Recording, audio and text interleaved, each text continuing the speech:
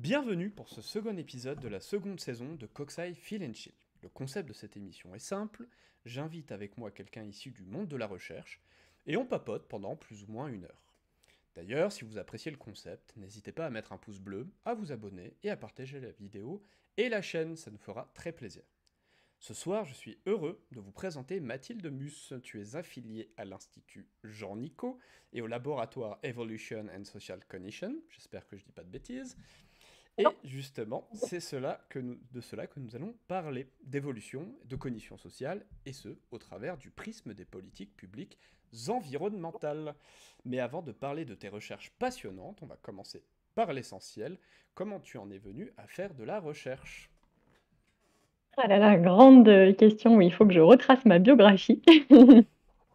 Alors du coup, moi, ce qui est assez fou dans mon parcours, c'est que ça a commencé totalement de manière aléatoire, ma passion pour les sciences co. J'étais en seconde et j'avais une prof de français qui était passionnée par les sciences cognitives et elle nous en a parlé un jour pendant un cours. Et là, j'ai eu un peu une illumination et je me suis dit, ah, c'est trop bien, j'adore, j'ai envie d'en lire plus. Donc, je suis allée la voir à la fin du cours et elle m'a dit, ah, bah, tu devrais lire ce bouquin par Stanislas Dehaene qui s'appelle Les neurones de la lecture. Donc, c'est assez ancien pour ceux qui connaissent. C'est quand même assez rare Et pour être souligné un enseignant qui s'intéressait aux sciences cognitives. Enfin, en tout tout à cas à fait, l'époque. Ouais, un enseignant de lycée où c'est pas du ouais, tout une matière conventionnelle ouais, au ouais, lycée. Donc, tout à fait. Et et qui là, cite Stanislas Dehaene et pas genre Aberkan ou... exactement. Donc vraiment, cette prof de français est assez exceptionnelle et même dans sa manière de faire de la pédagogie, maintenant elle enseigne en classe prépa, plus en lycée. Elle met en place plein de choses qui sont connues dans les sciences co de l'éducation, donc c'est vraiment quelqu'un d'assez engagé là-dedans. Et donc voilà, donc je me suis dit: «Waouh, c'est trop bien». Donc elle m'a prêté ce livre, je l'ai lu et je me suis dit: «C'est fou, on peut faire, de la science, mais pas sur des trucs invisibles, genre, des atomes, des trucs, comme ça qui sont très intéressants Hmm. par ailleurs, mais qui moi me motivaient un peu moins». Et je me suis dit: «Waouh, on peut comprendre, le comportement des gens, scientifiquement. On peut essayer de décortiquer un petit peu ça au niveau des mécanismes». Heu, enfin moi j'ai toujours été quelqu'un, par exemple dans le bus, j'aime bien regarder les gens, j'aime bien essayer de deviner leur histoire, j'aime bien j'aime bien essayer de comprendre un petit peu, voilà ce qu'ils font et cetera. Et là je me suis dit: «Tiens, on me donne une méthodologie scientifique pour arriver à faire ça, c'est quand même fantastique». Du coup donc ça c'était là un peu le moment révélation, du lycée. Et ce qui s'est ensuivi, c'est que pour mon TPE, donc en première, avec une copine, on a décidé de faire notre TPE sur un sujet lié au cerveau. Euh, et en fait, on s'est même intéressé à un sujet que Stanislas Dehaene a vraiment beaucoup étudié, qui est l'apprentissage des mathématiques. Et donc, on s'est concentré sur la dyscalculie. Donc, pour ceux qui ne connaissent pas, c'est l'équivalent de la dyslexie pour, euh, pour les mathématiques. Donc, c'est des enfants souvent qui ont du mal avec ce qu'on appelle le sens des nombres. Donc, en fait, c'est qu'ils ont du mal à lier une quantité, par exemple, 3 pommes avec le chiffre 3. Enfin, voilà, il y a quelque chose qui dysfonctionne dans le lien entre la quantité et le nombre. Euh, et donc, voilà, du coup, on a utilisé un logiciel que Stanislas Dehaene avait mis en place pour des enfants dyscalculiques qu'on a testé donc sur 20-25 personnes. C'était des bébés recherche à Ouais, mais l'époque. c'est quand même déjà bien développé pour... à Voilà, ce donc stade-là. c'était l'idée, voilà, de travailler avec des enfants dyscalculiques, de voir si ce logiciel-là pouvait les aider à, à- à progresser un peu dans leur apprentissage des mathématiques. Et ce qui était super fun, c'est que pour rendre notre TPE, on a fait un grand cerveau en papier mâché. Donc vraiment, il devait faire... On y a passé beaucoup de temps. On est allé dans la salle d'art plastique quasiment tous les jours pendant une semaine. Ce qui est marrant, c'est qu'en plus, ça apporte pas grand-chose au résultat, mais juste... Absolument rien, c'était juste fun. Et du coup, on s'est donné à fond. On avait fait donc les 4 lobes où on avait écrit genre lobe occipital, machin. On avait même dessiné les sillons dessus Incroyable. avec de la peinture grise et tout. Si j'avais une photo, je te l'enverrai pour te montrer. Et en fait, du coup, on avait fait les 4 lobes qui s'ouvraient. Et dans chaque lobe, il y avait une partie de notre TPE. Et Mais du coup, il devait d'abord aller dans le incroyable. lobe occipital, le lobe machin. Enfin, c'était. Waouh. Ah ouais, c'était vraiment poussé. Ouais. Ah bah là, j'espère que vous avez eu au moins la note maximale hein, pour ce TPE. On est heureusement, mais ouais, franchement, ça nous a trop plu. Et moi, vraiment, à l'époque, j'étais déconnectée des réalités, on va dire, des gens connus, pas connus. Et pour moi, ça me parlait pas le fait que Stanislas Dehaene, c'était un dieu des sciences cognitives. Et du coup, je lui avais envoyé un message pendant mon TPE en disant: «Bonjour, je suis une élève de première S, j'aimerais travailler sur ce sujet. Est-ce que vous pouvez me donner des conseils?» En pensant pas du tout que c'était un dieu des neurosciences, et ma mère me dit: «Mais tu sais, il est connu et tout, tu aurais peut-être pu mettre, un peu plus de forme et tout», et moi j'ai juste envoyé mon mail genre, «Mathilde, élève de première S». Bon, je pense qu'il l'a bien pris, non? Je pense qu'il m'a même répondu. J'étais très étonnée du coup, parce qu'une fois que ma mère m'a dit ça, je me suis dit: «Bon, bah, il va jamais me répondre», Ouais, surtout et non, il m'a qu'il pourrait répondu, être il m'a très, très, très, conseillé, très occupé. exactement, mais là, c'était quand même un tout petit peu avant, donc il était peut-être un petit peu plus dispo à ce moment-là, et donc il m'avait envoyé des lectures à faire, des lectures complémentaires, à faire, Trop, trop mignon. sur ce sujet. Voilà, donc Ouais. c'était le projet de première, Trop mignon. et Petite ensuite question un peu bête, mais du coup, bah, à cet âge-là, on n'a pas trop de pensée statistique, on sait pas trop comment interpréter des résultats. Vous étiez débrouillé comment pour essayer d'interpréter les résultats que vous aviez eus en utilisant ce écoute, logiciel? ça n'avait rien d'évident parce que comme tu dis, on n'avait aucune connaissance de stats. Alors déjà, on avait 25 personnes, donc le prof de maths qui nous a interrogés à la fin nous a dit: «Ah, c'est bien, vous avez 25 personnes, c'est à partir de 25 personnes qu'on peut commencer à faire tel type de stats», dont je me souviens même pas, mais à l'époque, il nous avait dit: «C'est bien, vous avez 25 personnes, vous avez atteint un bon niveau de Ok. de de stats, pour faire des stats», et du coup, ce qu'on a fait, c'était plutôt du descriptif, donc de dire en fait, donc on avait du descriptif, on a fait des entretiens avec les parents, avec les enfants eux-mêmes pour Hmm. savoir si déjà ils avaient l'impression eux-mêmes d'avoir progressé, ce qui était une mesure subjective, Oh, déjà mais chouette. à l'époque, on a aussi l'impression que c'est comme ça qu'on peut conclure si ça marche ou pas, je pense. Exactement, et on leur avait aussi fait, des genres de petites échelles. C'était pas vraiment des échelles, mais c'était tu sais, des genres de petits items qui devaient remplir, un sorte de petit questionnaire, de questions mathématiques un peu standardisé. C'était pas un truc, complètement validé, mais voilà, des items, qui remplissaient avant de faire, d'utiliser le logiciel et après avoir utilisé le logiciel. Donc on avait quand même une petite mesure avant-après pour pouvoir, comparer. Donc voilà, c'était Hmm. comme ça Puis je pense qu'on avait fait. à cette époque, on regardait les moyennes, et puis si genre on avait une moyenne, même ne serait-ce qu'un petit peu différente, on se disait, ah bah oui, c'est bon, ça se voit, c'est différent. Exactement. De 3,1 à 3,2, attention, Bah ouais, bah c'est voilà. Ah bah oui, il y a une différence, ça marche. c'est ça. Non Donc mais non, bah, en tout cas, on n'avait pas fait de test statistique, il y avait une carrière significatif qui se à dessine, quoi, significatif. mine de rien, quand même. C'est un processus expérimental qu'a mis en place. Ouais. Exactement. Il y avait une voie toute tracée, là. Donc voilà, du coup, ça c'était vraiment très chouette. On lui avait même envoyé notre projet à la fin pour qu'il ait nos mesures, mais c'était pas des mesures, des très bonnes mesures, mais il nous avait dit, «Envoyez-nous quand même ce que vous avez», donc on avait fait ça. Non mais moi je pense quand on a un cherche, moi je pense que ça me ferait plaisir s'il y avait des lycéens qui me contactaient pour me dire ah on a essayé de faire ci, on a essayé de faire ça et qui ont les résultats. Puis je pense que même si au fond les mesures c'est de la merde, on regarde, on se dit oh mais c'est mignon quand même. Ouais, complètement, c'est ce que je me dis en y repensant, je me dis: «Ça devait être super mignon, en fait», Bah ouais. mais en tout cas, voilà, nous, ça nous a vraiment, vraiment plu, et d'ailleurs, l'amie avec qui je travaillais après, elle a voulu faire, elle voulait partir en médecine, et elle voulait faire des choses, sur le cerveau aussi, donc c'était assez marrant de voir toutes les 2, ça nous a fait vraiment, vraiment plu, et du coup, c'est à partir de là que j'ai vraiment fait des recherches, on va dire, plus, explicites dans le sens où j'avais envie de faire des études sur ça après. Pour l'instant, ça, c'était juste un petit peu voilà, des révélations, petits projets, mais j'avais pas forcément encore en tête de faire des études, sur le cerveau, et en fait, comme j'étais dans un lycée international, la plupart des gens, ils partaient à l'étranger pour faire leurs études, supérieures. Donc moi, c'est ce que je me suis dit: «Bon, bah, voilà, je vais essayer de partir à l'étranger dans une fac, qui fait des sciences cognitives».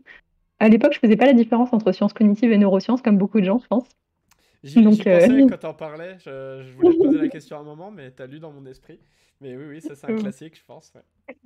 classique. Donc en fait, j'avais vu qu'à McGill au Canada, ils avaient une licence de neurosciences. Donc je me suis dit: «Ah, il y a neuro dedans, c'est le Hmm. cerveau, sciences, tout ça». Bon, ça va être ce qui me plaît sans me dire qu'en fait, c'était pas la partie des sciences cognitives qui m'intéressait le Et plus, là, mais à l'époque, déception, on se met à disséquer des cerveaux de rats et le système nerveux, et puis en fait, on fait de la biologie. eh bah, écoute, j'ai même pas pu aller jusque-là parce qu'en fait, donc j'ai fait toute le processus d'admission, j'étais prise et cetera, donc j'étais trop contente, Et figure-toi que pendant l'année ensuite, on se fait recontacter, moi et d'autres personnes qui avaient été acceptées par McGill. Et en fait, ils s'étaient plantés, c'est nul, c'était pas une licence, c'était un master, leur programme. Donc en fait, Ah oui, par une erreur administrative vraiment, vraiment très, très bête, ils l'avaient mal classé. Donc tout le monde a ah oui, candidaté en licence alors que c'était pour des masters. Et d'accord. en fait, ils n'avaient pas de licence de neurosciences du tout. Donc il fallait faire autre chose avant de pouvoir candidater. Effectivement, ouais, Donc ouais, un peu la c'est... panique. Ouais. Un peu la panique à ce moment-là. Heureusement, APB était encore ouvert, mais moi, j'avais pas du tout dans l'idée de rester en France et de faire quelque chose ici, donc vraiment la panique.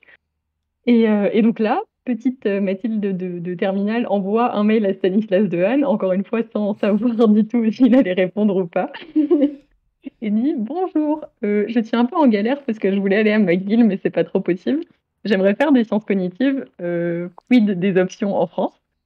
Et trop gentil, il me répond et il me dit, bah voilà, l'idéal c'est le Cogmaster, c'est le master le plus réputé en sciences cognitives. Pour y aller, on peut passer par l'ENS, enfin, il est localisé à l'ENS. Donc, tu peux essayer de faire une classe prépa et ensuite ça te mènera, si tu rentres à l'ENS, au département d'études cognitives. Moi, je n'avais jamais entendu parler des prépas. Donc, je me suis dit, ok, on va regarder. Je me suis dit, bon, j'aime bien les maths, allez, on va aller en prépa maths. Donc, sur les derniers jours d'APB, j'inscris 6 prépa maths sur le site. Et du coup, je me suis pas du tout retrouvée ni en quoi que ce soit lié à la psychologie ou aux sciences cognitives Hmm. pendant les 3 années de Ouais, licence, parce qu'en fait, j'ai fait juste prépa, euh, une prépa à Paris. finalement, ouais, ça t'a fait une continuité de lycée en plus poussée. Ouais. Exactement. Du coup, voilà, j'ai commencé en prépa maths. J'ai vu que ça me plaisait pas tant que ça parce que ça préparait plutôt à être ingénieur. Donc, finalement, j'ai changé l'année d'après. Je suis passée en BL. Donc, la BL, c'est une section où il y a un tiers de maths, un tiers de sciences sociales et un tiers de Hmm. lettres. Oui, c'est Ça plus, m'a je beaucoup pense, que plus c'est plu. beaucoup plus approprié, je pense, si on veut faire des sciences cognitives. Ouais. Exactement. Je m'en rendais pas forcément compte à ce moment-là, mais voilà, c'était par appétence personnelle que j'avais choisi ça. Mais en effet, et de un, ça préparait beaucoup plus aux écoles de recherche, qui, moi, était vraiment mon but. Et de deux, en fait, ça reproduisait un petit peu les différentes sous-matières qu'il y a dans les Sciences Co, même si c'était pas lié aux Sciences Co, mais il y avait cette pluralité en fait Ouais. d'approches et de, Il et y de a juste sujets peut-être qu'on pas retrouve. de psycho à proprement parler, ou Non, voilà, ça mais pas du tout. ouais. Mais Ça finalement, pas ça du pourrait, on tout. pourrait imaginer une sorte de prépa style Sciences Co, avec un Complètement, je peu de pense maths, que un peu de neuro, un peu de psycho, un peu de modélisation. Ça pourrait être ça chouette, plairait à ça plein de donnerait. gens, ça préparerait au Ouais, master, ça serait, ouais, ouais. franchement, À ah, penser. Bon, et du écoute, coup, on tient, après, ouais, on tient un truc, quoi. Si on ouvre un un département concept. un jour, on fait ça. Allez. Qu'est-ce que je voulais dire? Du coup, oui, du coup, qu'est-ce que tu fais après cette prépa? Donc après cette prépa, qui me prépare donc, aux ENS, on va dire, une matière qui m'a beaucoup plu pendant la prépa, auquel je m'attendais pas parce que j'en avais pas fait au lycée vu que j'étais en première S, c'est l'économie. Et c'est là où j'ai commencé à m'intéresser à tout ce qui est politique publique, etc. Et en fait, donc, quand on est en prépa, on peut rentrer à l'ENS soit par concours, soit par dossier. Donc moi, je m'étais laissé ouvertes les deux possibilités parce que je voulais juste y rentrer, peu importe comment. Et donc en fait, c'est au moment où j'ai fait mon dossier, il fallait avoir un projet de recherche. Et c'est là où j'ai commencé à me dire, tiens, comment je pourrais lier sciences cognitives et économie, parce enfin, voilà, en prépa, l'économie m'avait beaucoup plu. Alors j'avais une fausse version de ce qu'était l'économie, parce que j'avais un prof hétérodoxe, donc Ah oui. keynésien, pas du tout microéconomiste classique. Hmm. Et surtout, j'avais un prof qui faisait de la philo de l'économie. En fait, il se demandait, tiens, comment ça émerge la monnaie, comment les gens se comportent par rapport à tel ou tel truc. Donc, en fait, c'était ça qui m'avait vachement plu, c'était le fait de réfléchir sur les concepts de politique publique. Donc, voilà, du coup, j'ai écrit un dossier sur ça, sur l'économie comportementale, sur comment on peut appliquer des raisonnements de sciences cognitives et de biais cognitifs Ah, donc par déjà, rapport dès au... ce moment-là aussi, t'es toujours en avance, hein, je note, parce que pareil, l'économie comportementale, en économie en France, c'est Personne n'en presque parle. nada, personne n'en parle. Je suis pas, là, pour le coup, je suis pas connaisseur, mais je pense que dans la plupart des licences d'éco, ça n'existe pas. Non, tout à fait, parce que ben, je te raconte après, mais du coup, après, j'ai fait une licence d'éco. En effet, il n'y avait pas de cours d'économie Ouais. comportementale. On le voyait comme un micro-concept d'un micro-cours, mais c'était pas du tout Hmm. étudié en soi. Donc, voilà, mais à cette époque-là, j'avais juste les noms en tête, économie comportementale, neuroéconomie, mais je savais pas du tout vraiment ce qui allait derrière. C'est juste, je me disais, ah tiens, c'est trop cool de faire la synthèse de ça, et ça a l'air cool aux premières lectures. Mais voilà, j'avais pas du tout en tête ce que ça allait être ensuite. Et donc, j'ai eu de la chance, j'ai été acceptée sur dossier pour l'ENS. Et donc là, a commencé une période où, en fait, il n'y avait pas de licence de sciences cognitives à l'ENS. Enfin, il n'y en a pas. de manière globale sur Paris. Enfin, il y a des licences de Ouais, psycho, mais pas des.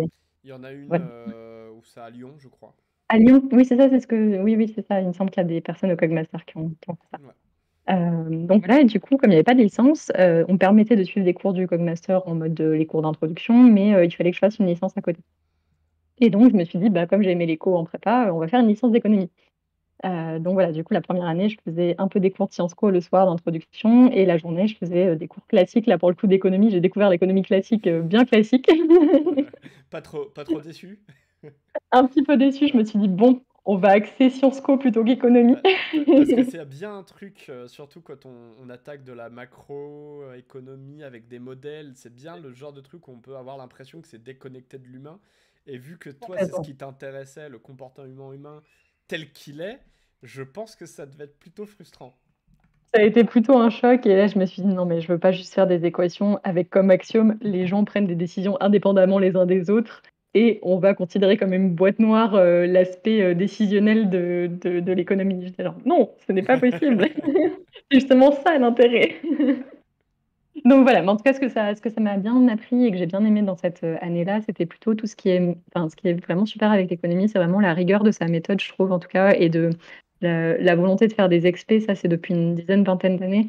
Il y a vraiment toute une méthode expérimentale avec la randomisation, euh, avec enfin, plusieurs méthodes de vraiment d'établir des causalités. Ils ont vraiment beaucoup, enfin, en tout cas, au moins réfléchi de manière théorique sur ça, les économistes, je trouve. Et moi, ça m'a finalement beaucoup aidé cette année-là pour la suite, pour le Cogmaster, pour retrouver en fait cette différente manière de prouver des causalités et d'avoir un peu des méthodes en tête sur comment on pouvait faire ça. Ce qui parfois peut Hmm. être un peu le point faible de la psycho, moins maintenant, parce qu'il y a vraiment de la bonne psycho-expé maintenant qui s'est développée. Mais voilà, en tout cas, au départ, je trouve que moi, j'ai beaucoup aimé ce côté-là qui vient de l'économie, de réfléchir sur la causalité et se dire Hmm. comment on l'intègre dans les expés en fait. Intéressant, c'est des réflexions sur la causalité, par exemple, comment réfléchir à partir de grosses données déjà récoltées ou de faire des expériences à proprement parler. Alors, en éco classique, souvent c'est des données déjà récoltées, donc tu vas sur des bases de données, par exemple de l'INSEE, tu fais des demandes, voilà, pour avoir accès à des grosses bases de données, et tu cherches, là-dedans, par exemple, avec des méthodes de différence, des variables instrumentales, j'en avais jamais entendu parler avant, par exemple. Enfin, voilà, tout ce genre de méthodes, ça a été vraiment, les RCT aussi, enfin voilà, les randomisations, ça a été beaucoup, Et donc ça, théorisé, en tout cas au début par des économistes. tu voyais aussi ces choses-là, quoi. Voilà, c'était vraiment, C'est je le intéressant. voyais à partir de là, et ça commençait à peine, enfin, ça commençait à peine quand j'étais en licence, tout ce qui est, voilà, éco-expé, dans le sens créer tes propres données avec tes expés. Ça, c'était vraiment, c'était C'est encore encore un relativement peu récent. minoritaire aujourd'hui, tu penses, ou... Oui, Ouais, c'est je encore pense. minoritaire, ouais. Enfin, Ouais. Moi, je c'est la sensation que j'avais en ayant déjà parlé avec des personnes en économie. Moi, quand j'étais en licence, il y avait des licences d'économie aussi à Paris, hein. Et oui, ça avait l'air très déconnecté de l'expérimental, de l'empirique. Donc c'est pour ça, là, complètement. Et je ok. pense que les disciplines maintenant se parlent quand même un peu plus, et justement essayer d'intégrer chacune. Donc parfois les Sciences Co peuvent intégrer des trucs de l'économie, et l'économie aussi, je pense, se nourrit de chercheurs qui créent eux-mêmes leurs données, où ils se disent, ah bah oui, du coup je peux faire des choses qui sont beaucoup plus ciblées par rapport à mes hypothèses, plutôt que de dire, bah, je prends mon jeu de données tel qu'il est et j'essaie de trouver des choses là-dedans, quoi. Ce qui est une approche différente, qui est intéressante aussi, mais voilà, c'est pas la même chose, quoi. Donc voilà, du coup, je fais cette année d'économie, et ensuite, on me dit: «Ah, c'est bon, tu peux rentrer au Cogmaster». Donc là, enfin, je peux Ça y rentrer est. au Cogmaster. On y est arrivé. Et ce qui est hyper drôle, c'est que j'avais encore l'idée de bosser avec Dehaene à ce moment-là, parce que justement, dans ma lettre pour rentrer au Cogmaster, comme c'était le seul nom que je connaissais pour l'instant, vu qu'au lycée, c'était la seule personne qu'on Puis on m'avait sait ce que qu'on m'avait c'est hein, à nommée. ce moment-là, on essaie de mettre en avant tout ce qu'on sait. Donc, Exactement, tu te dis: «Ah, j'ai lu tel livre, j'ai lu tel livre», donc voilà, et vraiment je l'ai relu ma lettre, mais c'est une lettre de gamine, genre: «Je suis passionnée par les sciences cognitives, j'ai lu le livre de Stanislas Dehaene qui raconte ça et ça, j'aimerais trop faire une thèse avec lui». Enfin, c'est hyper mignon, hein, mais donc j'avais encore un peu ça en tête en soi, enfin pas forcément bosser avec lui directement, mais je pensais, voilà, encore être intéressée par ce côté plus psychologie cognitive avec les différentes fonctions, la lecture, Mhm. l'apprentissage des mathématiques. Enfin, voilà, je sentais que l'économie, ça me plaisait, mais je n'étais pas encore complètement persuadée de vouloir creuser complètement à fond ce sujet-là. Et en fait, c'est plutôt en M1 que vraiment j'ai été décidée à faire ça, parce qu'en M1, j'ai commencé à bosser avec justement l'équipe évolution et cognition sociale, avec donc Nicolas Baumard, Coralie Chevalier. Et là, pareil, il y a eu un peu un moment révélation dans un des cours de Nicolas Baumard d'introduction au deuxième semestre qui s'appelait à l'époque Sciences humaines cognitives, je crois, qui était vraiment une introduction très, très Si j'ai bonne mémoire, je crois que c'était le CO9. Je sais plus. CO9, exactement, CO9, c'est exactement ça. C'est exactement ça. Et donc, dans un des cours, il y a Coralie qui intervenait sur, il me semble, psychologie de la pauvreté euh, Hmm. à ce moment-là. Et là, vraiment, ce qui m'a plu, donc, au-delà du contenu en soi, du cours qui m'intéressait vraiment, mais c'était cette manière dont elle avait de vouloir défendre l'idée qu'en fait, tu peux faire des politiques publiques adaptées à la psychologie humaine. Enfin, vraiment, cette idée, ça me parlait beaucoup. C'était vraiment exactement ce que je voulais comprendre, comment on peut examiner un phénomène social, mais vraiment du point de vue cognitif, comportemental, et faire quelque chose d'utile avec ça. Et du coup, j'ai tellement aimé voilà, son approche qu'à la fin du cours, sans du tout y réfléchir, je suis allée la voir. J'avais rien à lui dire de particulier. Je suis juste arrivée, je lui ai dit bonjour, j'ai beaucoup aimé votre cours. J'ai fait des sciences sociales pendant ma prépa et j'adore les sciences cognitives et je trouve ça génial de mélanger les deux approches. Et elle a été super sympa à ce moment-là parce que elle m'a dit par exemple que dans la semaine, il y avait un workshop qui se faisait sur éducation et sciences cognitives auquel elle m'a conviée. Du coup, j'ai pu voilà, voir un peu des gens qui travaillaient sur ces thématiques-là. Et elle m'a présenté surtout ce que faisaient ses doctorants, dont Rita, qui bossait par exemple sur la perception, enfin, comment on pouvait justement faire en sorte que les gens adoptent plus de comportements pro-environnementaux grâce à Hmm. à des outils de sciences cognitives. Et c'est comme ça que je me suis dit, ah waouh, ça vraiment, ça m'intéresse et j'ai envie de continuer avec ces chercheuses ou des gens qui sont dans cette approche-là et commencer à faire des stages vraiment précis sur cette thématique-là, quoi. Comme quoi, le monde de la recherche, c'est aussi beaucoup, beaucoup une affaire de rencontre. C'est incroyable, mais ouais, vraiment, j'ai l'impression que ma vie, tu sais, j'ai l'impression de trucs de Astérix, on m'a Oui. tendu la main et Alors, au moment où j'ai dit et justement recommence. c'est une affaire de rencontre, je me suis dit merde, je suis en train de faire une parodie de Astérix. On va éviter de continuer la phrase. Non, non, non. Mais Mais oui, exactement, il y a de franchement. ça. Il y a de ça. Il y a vraiment de ça, en tout cas pour moi, ça s'applique vraiment, vraiment énormément.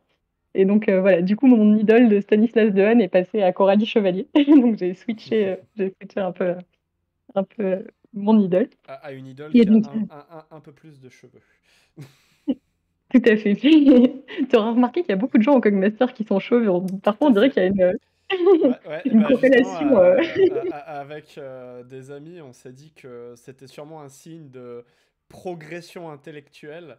Et pour l'instant, on n'a pas encore de chauve dans le groupe, donc on se demande si on est vraiment fait pour la recherche, mais Je trouve que c'est on un garde parfait espoir. test. Il va nous falloir On, tester ça. on garde espoir, ouais. Donc voilà, du coup, c'est comme ça que je me suis dit que j'allais vraiment, vraiment travailler sur ces sujets-là. Et donc là, j'ai pu faire des stages un peu plus poussés sur ces questions, notamment en césure. Donc là, j'arrive à la fin de mon M1 et j'avais envie de prendre une année de césure pour justement un peu déterminer ce qui, dans ce côté de Sciences Co appliqué aux politiques publiques, si ça me plaisait vraiment plus d'être d'un côté gestion de projet dans l'administration, à vraiment être en train de gérer des projets sur le terrain de politique publique appliquée ou ce qui me plaisait, c'était de faire de la science sur des concepts de politique publique. Donc j'avais vraiment envie de tester en fait ce spectre entre application et théorie, mais une théorie qui resterait appliquée. Mais voilà, si en gros j'avais envie de rester plutôt d'un côté académique ou d'un côté plutôt administratif appliqué. Et donc je me suis dit, je vais faire deux stages, un qui est très appliqué et un qui est très théorique, comme ça on va, on va pouvoir On va trancher. tester les deux mondes. Bah voilà, bah ça tombe bien, du coup, tu peux commencer à nous parler un peu de de ces deux stages. Et ben donc le Si je dis, premier, puisque si je dis pas de bêtises, les deux sont en lien avec ce que tu fais encore aujourd'hui. exactement, vraiment c'est pour ça que ça a été la transition à mes sujets de recherche actuels. Ça m'a beaucoup aidé à me déterminer ensuite là dans ce que je fais dans ma thèse et ce que j'ai fait pendant mon M2. Donc voilà, ça a été vraiment le début de la précision du sujet enfin, voilà, de l'étape où j'ai précisé mes intérêts de recherche. Donc le premier stage, j'ai choisi de le faire à la DITP.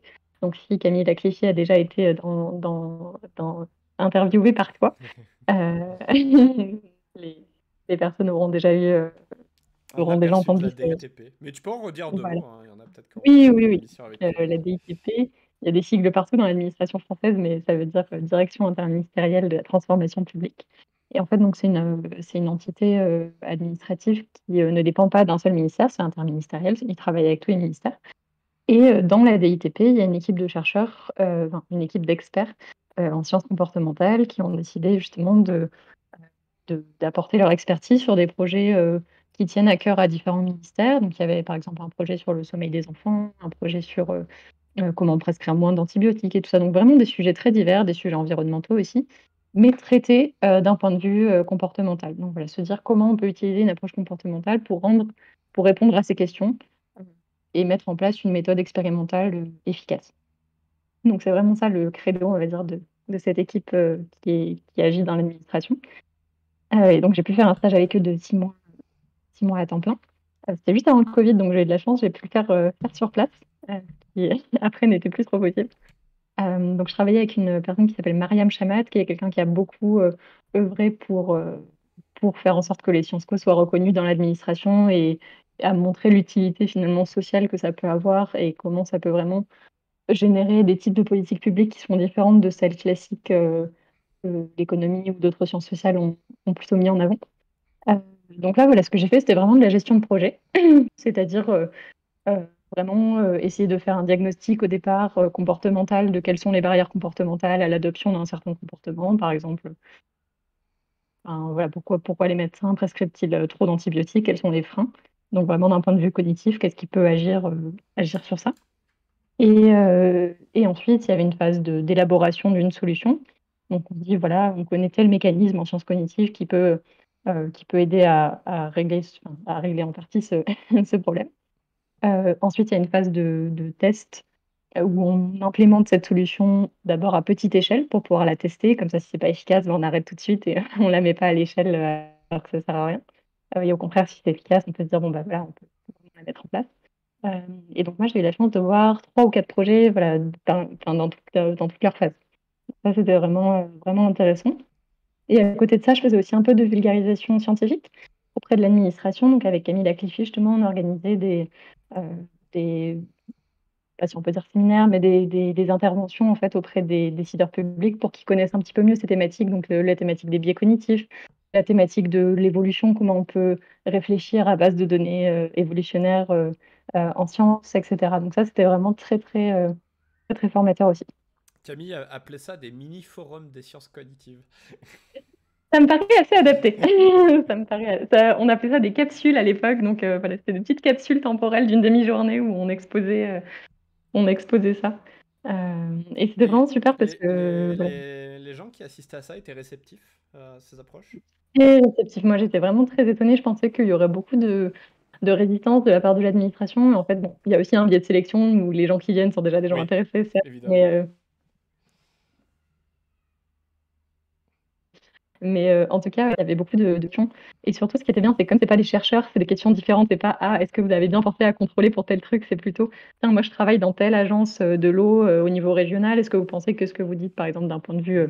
national comme Ah, très politique, ça très pourrait clair. s'adapter aussi dans les territoires? Enfin voilà, il y avait un Hmm. aspect aussi beaucoup plus concret Ouais, qu'on a moins dans un public plus, ouais. plus scientifique.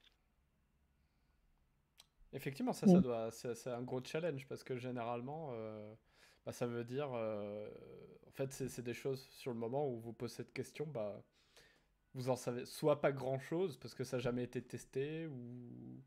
Exactement, donc c'est très dur de répondre. Souvent on dit bah on sait pas, en tout cas ça serait vraiment intéressant de le tester. Ouais. Euh, donc voilà, après il y a aussi plus des questions générales sur les biais cognitifs, etc. Donc ça c'est plus facile de répondre. Et on veut dire que la partie la plus résistante de l'administration que j'ai rencontrée un peu dans mon stage, c'est vrai, c'était plutôt lors des gestions de projet, euh, où par exemple avec le ministère des Sports, je me souviens, on voulait tester quelque chose donc pour augmenter l'activité sportive des salariés du ministère des Sports. Et en fait, pour mesurer le changement par rapport à l'intervention, on avait envie d'utiliser soit des montres connectées qui permettent de compter les nombres de pas, enfin, voilà, une mesure objective qui permette vraiment de compter, enfin de mesurer l'activité physique des salariés. Et en fait, il y avait plein de personnes qui nous disaient: «Oh, mais pourquoi on peut pas juste demander aux gens s'ils font plus de sport?» par exemple. Et, Hmm. euh, et c'était beaucoup plus intuitif pour eux de juste demander sans se dire bah, que les gens peuvent, un, mentir inconsciemment ou consciemment, deux, qu'il y a un biais qui fait que les gens veulent toujours dire qu'ils font plus de sport plutôt que pas assez. Donc voilà, c'était plus ce type de résistance qu'on voyait de oh ben nous on a toujours testé ça, soit un peu comme ça, soit il n'y a pas forcément besoin de tester, ça a l'air d'être une bonne idée donc on va faire Hmm. ça. C'est vrai Voilà, qu'un c'est des plus la gros méthodologie en challenges, fait. ouais, j'imagine que ça doit être un des très gros challenges de parce que c'est contre-intuitif, la méthode expérimentale, la pensée. Il y a même une philosophie derrière. Il y a une pensée expérimentale à adopter, et ça, c'est des années comment dire, de formation avant de vraiment que ça devienne intuitif et qu'on comprenne l'intérêt de faire ça. Donc j'imagine que ça doit être difficile ouais, de faire passer ça. Est-ce que par exemple, je fais un petit spoiler pour la suite, parce que j'ai pas encore interrogé Julie Emerlin, qui sera une future invitée, mais qui me parlait par exemple de personnes qui faisaient comme toi des mises en place d'intervention et qui du coup avait dit qu'il fallait un groupe contrôle et où il s'était heurté à mais à quoi ça sert, c'est une perte d'argent. On va pas faire un groupe contrôle où on fait rien du tout sur ces gens-là.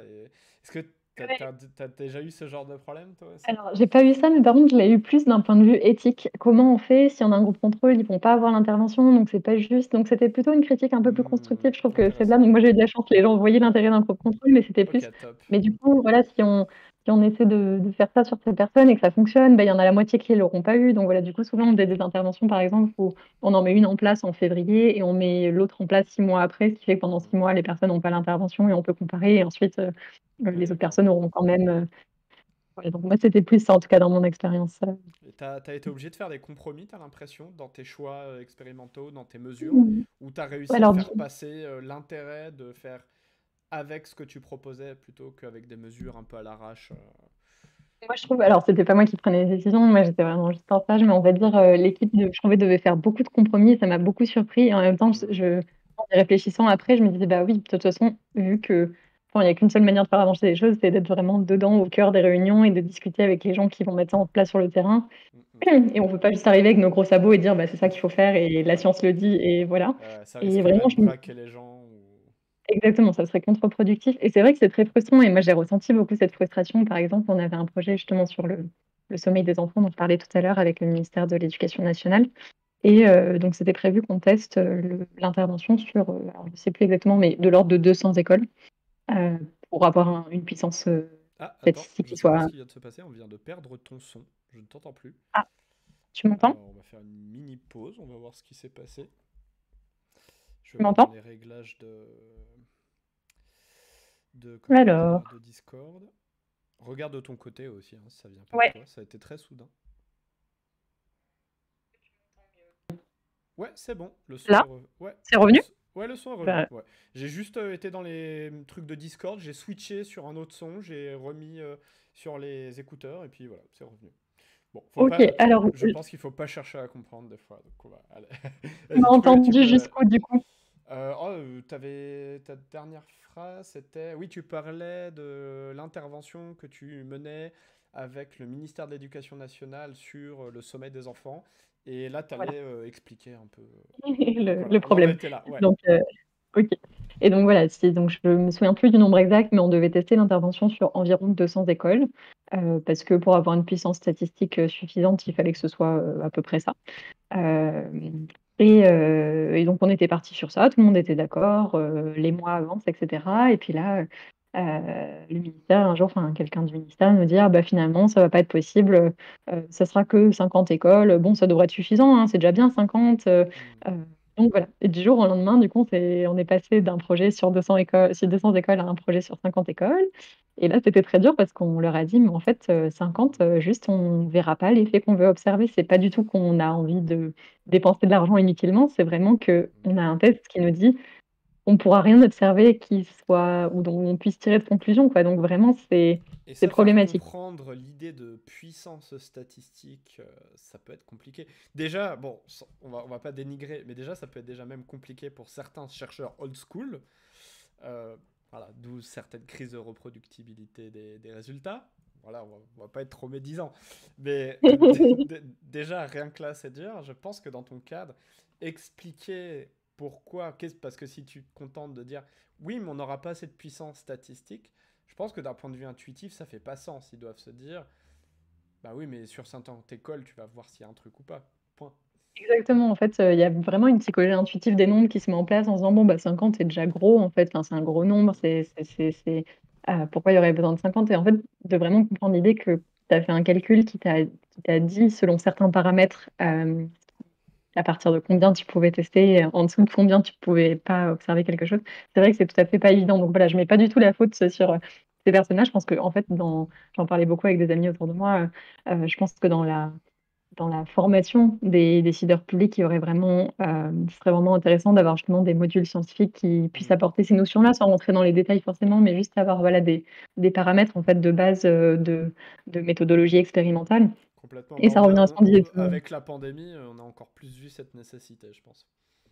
Complètement, complètement. Ouais. Et ça revient à ce qu'on disait tout à l'heure, en fait, que c'est vraiment presque une idéologie dans l'administration, que la politique, c'est un peu une affaire d'idéologie, de, de choix qui sont faits par certaines personnes. Et c'est encore difficile, je trouve, voilà, d'infuser l'idée qu'on peut faire de la science sur de la politique.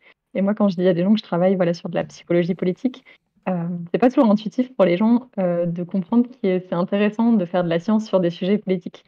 Souvent, on me dit, ah, bah, la politique, c'est une affaire voilà, d'idéologie, d'affect, Ouais, ouais, ouais. de De préférence, et on ne valeur, peut pas. ouais, ouais, ouais. C'est ça, toujours d'un point de vue subjectif et en fait, c'est dur l'idée ouais, d'admettre qu'on peut faire quelque chose d'objectif sur des comportements qui, eux, sont subjectifs, heu, et qu'on peut les observer d'un point de vue scientifique, tout comme on peut observer, des atomes ou autres, heu, donc voilà, je trouve que moi, ce qui m'a marqué dans ce stage, c'était voilà qu'en fait, au-delà des thématiques précises que tu abordes, il y a déjà tout un travail d'acculturation à la méthodologie scientifique et d'un autre côté, parce que c'est pas que dans un sens, je trouve que c'est pas que nous qui devons faire comprendre que la science est important, mais de l'autre côté, justement, comme je te disais, de nous aussi comprendre qu'il y a des contraintes qui sont d'ordre, administratif, logistique, politique, qui sont aussi importantes que nos contraintes, scientifiques et que quand on fait ce métier-là, de vouloir travailler à l'interface, ben, on est obligé de prendre ça en compte, heu et que voilà et que finalement, tu vois, cette expé, on l'a quand même fait sur les 50 écoles. On savait que ce serait pas significatif, mais peu importe, on l'a quand même fait et je me suis demandé pourquoi, au départ. Mhm. Et je me suis dit: «Ah mais en fait, voilà, c'est commencer à mener des projets, commencer à mener des collaborations, commencer à faire infuser l'idée que c'est important et c'est pas grave si sur cette expérience-là, ça Ouais. débouche pas sur quelque chose de significatif». Déjà on fait un pas dedans. Je vois. Mais ce qui doit être frustrant quand même, je pense, même Sur le moment, oui. éthiquement, intellectuellement, ouais, ouais. Tout à fait.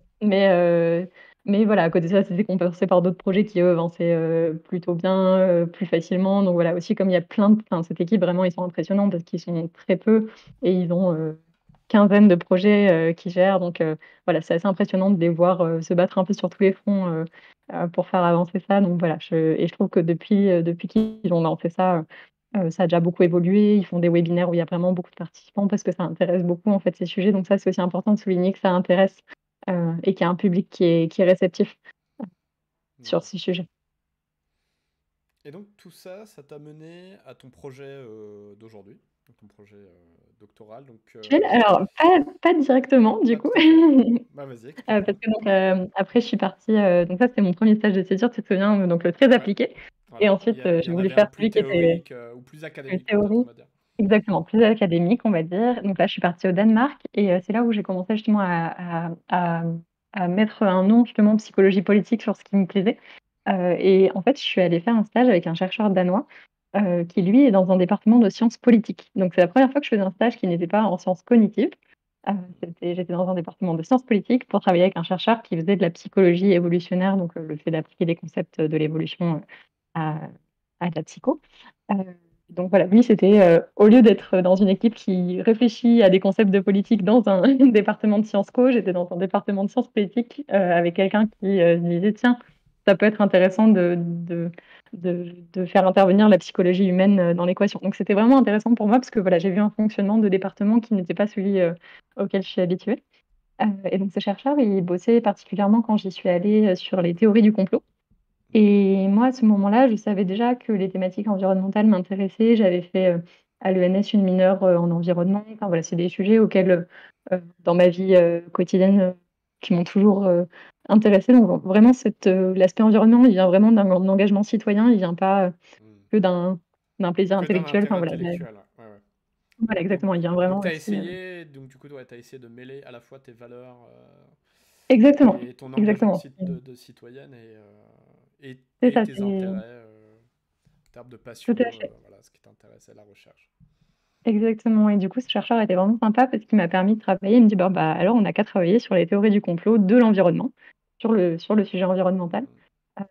Donc là, voilà, c'était hyper intéressant. Alors, c'est pas du tout lié à des thématiques que j'aborde maintenant, mais ça a été le premier stage que j'ai fait où vraiment je mêlais environnement, cognition et politique, on va dire.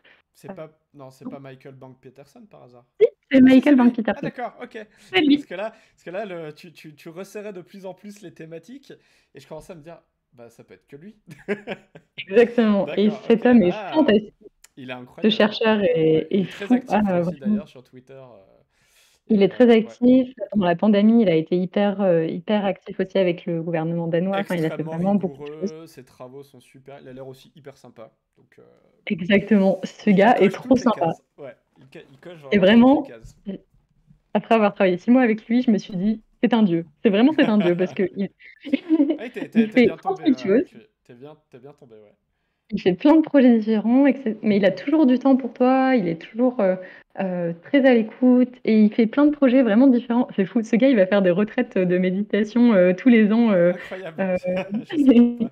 parce parce qu'il adore ça. Il a même une doctorante qui travaille sur est-ce que le fait de faire de la méditation, ça fait baisser ton niveau d'hostilité politique. Euh, Intéressant. donc c'est super intéressant. Ouais. Et voilà. Et lui, il travaille beaucoup sur des données de Twitter, par exemple, comme Hugo Mercier d'ailleurs. Il est un des chercheurs qui utilise pas mal des données Twitter. Euh, donc voilà, lui, vraiment, sa question, c'est comment on peut comprendre voilà, tout ce qui est désinformation politique. La violence en ligne aussi, il a tout un groupe de travail sur la violence politique en ligne, comparé à la violence politique dans des arènes publiques plus standards. Euh, et lui est très, très, très orienté par la psychologie de l'évolution. C'est vraiment enfin, voilà, sa théorie, sa théorie de base des phénomènes sociaux. Et donc, moi, par exemple, je travaille avec lui sur est-ce qu'on peut comprendre l'appétence pour les théories du complot environnemental par le fait que ça signale quelque chose en fait, de ton identité, que en ayant des théories très radicales, en fait, tu peux envoyer un signal à ces groupes qui font ces théories euh, pour dire hey, moi je suis quelqu'un qui pense comme toi.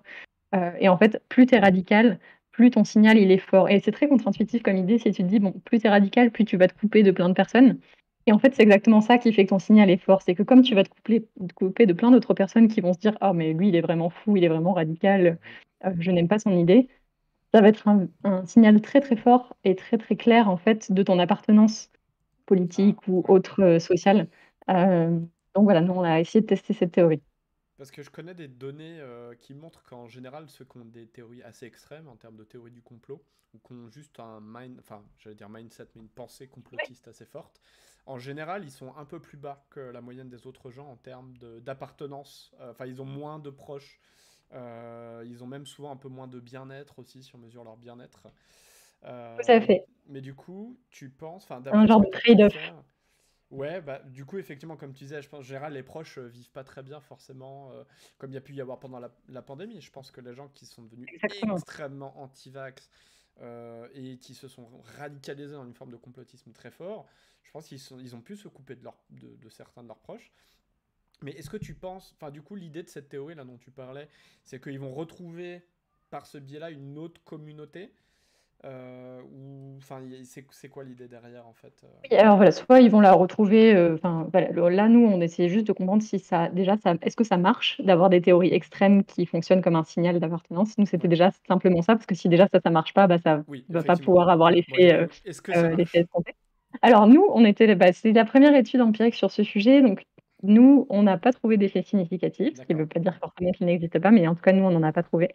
Mhm. Après, voilà, on avait un test vraiment assez conservateur et donc voilà, ça serait bien de pouvoir tester un peu, soit avec d'autres paramètres, soit différemment. Euh, mais voilà, en tout cas, moi, de mon étude, ça, c'était pas très clair, cette fonction de signal Mhm. identitaire dans mes données. Mais voilà, c'est hyper intéressant de continuer à tester ça parce que c'est une théorie qui est très, très en vogue enfin, pour pas mal de scientifiques. Elle s'appelle les burning bridges. Donc, le but, c'est de couper les ponts avec le maximum de gens pour avoir un signal le plus clair possible identitairement. Et en fait, voilà, pour l'instant, les preuves empiriques ne sont pas forcément très, très claires sur le Mhm. sujet. Donc ça m'a appris pas mal de choses aussi. C'est que des fois, on lit plein de papiers théoriques sur un sujet. Et en fait, quand on se met à le tester, déjà, c'est difficile quand personne l'a fait. Moi, déjà, je trouve ça difficile d'inventer un paradigme d'utiliser un paradigme Ouais, ça, expérimental qui a jamais ça été demande testé beaucoup de sur ce sujet-là. créativité, ouais, au final. Et, et voilà, et puis tu vois aussi l'attachement des chercheurs, par exemple, Michael, il est très attaché à cette théorie. Moi, quand ça n'a pas marché, je me suis tout de suite dit, bon, bah voilà, faut qu'on écrive un paragraphe sur le fait que peut-être la théorie a ses limites ou ne fonctionne pas dans ce cadre-là, etc. Et lui, il était très attaché, il dit non, mais il doit y avoir un problème, enfin, des problèmes méthodologiques ou des choses comme ça, ce qui est possible aussi. Ce qui Mais est aussi j'étais possible. très amusée de voir Ouais. que les chercheurs, je pense, plus seniors, ils sont vachement attachés émotionnellement à leur théorie. Ouais, je Euh, pense aussi, ouais, ouais. Je pense que ça. Bah, en même temps, ouais, c'est assez marrant. Je pense que on commence à créer une théorie qui est un peu explicative. Je pense qu'effectivement, on crée un lien affectif avec. oui, tout Donc, à fait. ouais. Tout à fait. Je voulais mentionner un truc. Oui, d'ailleurs, par contre, ça, c'est aussi ça qui est intéressant de mentionner dans l'approche que vous aviez. C'est que c'est là où on peut voir l'intérêt des approches évolutionnaires. C'est que ça permet aussi de créer des théories, et ces théories-là permettent aussi de créer des hypothèses testables. Donc ça donne une direction. On ne fait pas de la recherche aveugle, on ne se met pas à tester tout et n'importe quoi. On se dit, tiens, Complètement. cette théorie a l'air pas mal, testons-la, voyons voir. Complètement. Voilà, là, c'était vraiment drivé par une hypothèse. Il y a des, justement, en sociaux et en éco, c'est beaucoup plus exploratoire, justement, comme ils travaillent sur des jeux de données Aussi. déjà faits, ils cherchent des patterns beaucoup plus, Mhm. parfois pas orientés par la théorie. Moi, voilà, je trouve les deux approches intéressantes. Moi, c'est vrai que je me sens plus à l'aise quand il y a une théorie, puisque voilà, Mhm. on sait exactement ce qu'on cherche et du coup, on va, je trouve, mieux adapter le paradigme expérimental pour montrer ça. Mhm. Euh, Bah, de toute façon, mais voilà. il y aura une des émissions avec un invité où on va parler de crise de réplicabilité, donc on mentionnera, mais Ok. c'est vrai que ce qui est souvent aussi avancé dans les causes de la crise de la réplicabilité, c'est l'absence de théorie, dans le sens où ne pas avoir de théorie, ça fait aussi qu'on cherche un peu tout et n'importe quoi. Oui, complètement. Et puis surtout, tu as une prime à l'originalité dans ce que tu fais aussi. Donc, tu vas Oui. toujours vouloir créer quelque chose de nouveau, des hypothèses nouvelles, des données nouvelles. Et des fois, c'est vrai que, enfin, moi, je pense, un des grands facteurs de la crise de la réplicabilité, c'est qu'il n'y a pas trop d'incitation pour les chercheurs à répliquer des papiers. Euh, Oui. et déjà, si par exemple, je sais pas, tous les étudiants de M1 ou de M2 répliquaient un papier ou quelque chose comme ça, enfin, déjà, on aurait des données beaucoup plus fiables, parce que, enfin, on travaille sur une pyramide et se dire que le bas de la pyramide, il peut s'effondrer et que du coup, tout le haut dégringole avec. C'est quand même un J'y peu. avais jamais pensé, mais c'est intéressant de se dire que par exemple, ça pourrait être un projet de fin de master, par exemple, je sais pas, en sciences cog, où tu dois essayer. Bon, après, il faudrait les fonds, c'est vrai que des fois, les XP. Voilà, mais disons, tu Mais vois, comme tu payes déjà des stagiaires de M2, bon, M2, c'est vrai que c'est sympa de faire un projet où tu génères des hypothèses, mais enfin, tu vois, tu pourras avoir deux projets dans l'année que tu fais. La réplication, ça demande quand même un petit peu moins d'efforts peut-être sur le moment. Et je trouve que vraiment, et puis c'est intéressant quand tu es en master, tu es en train de te former. Donc quand tu répliques un papier, bah, tu dois comprendre toute la méthodologie. Tu peux rentrer en contact avec les chercheurs qui ont fait ce papier. Mhm. Enfin, ça te montre aussi l'importance de l'open access. Si jamais toi, tu n'arrives même pas à trouver les données des chercheurs qui ont fait l'étude qui t'intéresse, bah, c'est déjà un problème. Mhm. Enfin, je trouve que ça serait une vraie belle confrontation à la réalité de la recherche et je trouve enfin, ouais, en tant qu'étudiant, c'est un bon moment pour vouloir faire ça. Ouais, tout à fait. Donc voilà, là on a eu deux choses importantes que tu as explorées. Tu as exploré les sciences comportementales dans le cadre des politiques publiques. Là, tu as eu des recherches sur l'environnement, les théories du complot.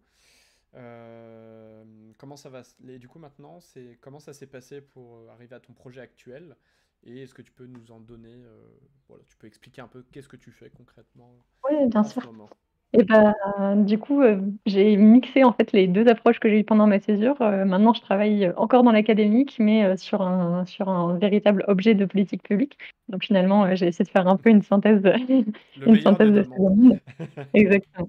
Et donc voilà, donc là, quand j'ai été en M2 et j'ai commencé un projet sur l'acceptabilité des politiques environnementales, et c'est mon sujet de thèse actuel. Donc ma thèse est vraiment une continuation de mon projet de M2, ce qui est très agréable parce qu'en fait, ça me laisse un petit peu plus de temps. J'ai déjà exploré cette littérature. Donc voilà, je trouve aussi d'un point de vue de doctorante actuelle, je ressens l'intérêt d'avoir pu commencer à travailler sur ce sujet déjà un peu avant le début de ma thèse. Et donc, comme je ne pouvais pas travailler sur toutes les politiques environnementales, je me suis concentrée sur une politique environnementale qui est la plus étudiée, la plus discutée, la plus contestée aussi peut-être, qui est la taxe carbone. Mhm. Euh, et, euh, et donc, en fait, moi, ce qui m'intéresse vraiment, et d'un point de vue citoyen et d'un point de vue scientifique, c'est vraiment de se dire, en fait, les décideurs, ils ont un attirail à leur disposition de politiques publiques qu'ils peuvent utiliser pour faire face aux challenges environnementaux.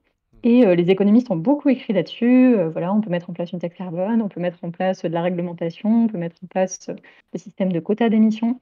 Et en fait, il y a très peu, enfin, c'est une littérature toute naissante de se dire, OK, il y a peut-être des politiques qui sont efficaces, OK, ça s'est montré par les économistes, mais finalement, quid de l'acceptabilité sociale? Et c'est relativement récent, cette question de l'acceptabilité, et pourtant elle a finalement un peu culminé dans les dernières années, par exemple avec la crise des Gilets jaunes, Oui, ouais, mais j'y même avant pensais ça, il y avait eu les justement. bonnets rouges. C'est vrai, c'est vrai. Donc ça fait un petit moment quand même qu'il y a des rébellions sociales par rapport à ces thématiques-là. Et c'est vrai que c'est pas du tout venu dans un premier temps, les études d'acceptabilité. C'est venu une fois que la résistance à l'implémentation de ces politiques a été rencontrée, où on s'est dit, mince, on a loupé quelque chose là. Pourquoi les gens ne voudraient pas d'une politique qui est considérée efficace par la totalité des chercheurs quasiment travaillant sur le sujet? Qui est le cas de la taxe carbone, c'est un instrument extrêmement consensuel Mhm. du point de vue des économistes. Vraiment, il n'y a aucune littérature quasiment d'opposition à cet Intéressant. instrument. Donc, Et donc c'est pourtant, un instrument qui marche super bien. c'est un instrument qui marche super bien. Dans tous les pays où il a été implémenté, ça a fait baisser les émissions. On peut le montrer de manière causale. Enfin, vraiment, il a tous les avantages. Cet instrument, il est facile de mise en place administrativement. Il génère du revenu, ce qui fait qu'on peut l'utiliser, ce revenu, à des fins sociales. Mhm. C'est ce sur quoi je travaille spécifiquement, sur lequel je vais m'étendre après. Donc voilà, vraiment, il a plein d'avantages. Sauf qu'en fait, si on ne communique pas bien déjà sur pourquoi on aimerait mettre en place une taxe carbone, pourquoi on le fait, pourquoi on l'augmente, à quoi ça sert, et en fait, quels sont les paramètres d'implémentation de cet instrument qui sont possibles? Parce qu'en fait, moi, ce dont je me rends compte dans ma thèse et qui est vraiment mon sujet d'intérêt, c'est que les gens ne sont pas simplement opposés à une politique en particulier, ou n'aiment pas de manière inconditionnelle une politique. Ils aiment ou ils s'opposent à une politique selon des paramètres donnés. Et en fait, toute cette thématique du policy design, comment tu designs ta politique publique, elle va faire énormément changer les jugements d'acceptabilité. Donc en fait, les gens, ils ne sont pas toujours contre une taxe carbone, ils sont contre une taxe carbone qui a certains attributs. Et ça, ces attributs, ils devraient être beaucoup plus discutés, en fait. C'est pour ça que j'étais hyper contente qu'il y ait la Convention citoyenne qui soit mise en place. Et mettons les gens ensemble quelque part pour discuter de tout ça et demandons-leur leur avis sur justement ce qui est important à leurs yeux en Ce termes qui d'attributs. me paraît une bonne idée en démocratie. Voilà, moi aussi. Quand on y pense. Ok, donc c'est intéressant. Alors, est-ce que aujourd'hui, que ce soit par toi tes travaux ou de ce que tu as pu lire sur le sujet, on a identifié qu'est-ce qui fait qu'une taxe carbone, par exemple, une certaine forme pourrait être acceptable et d'autres au contraire inadmissibles, on va tout casser, ça va pas.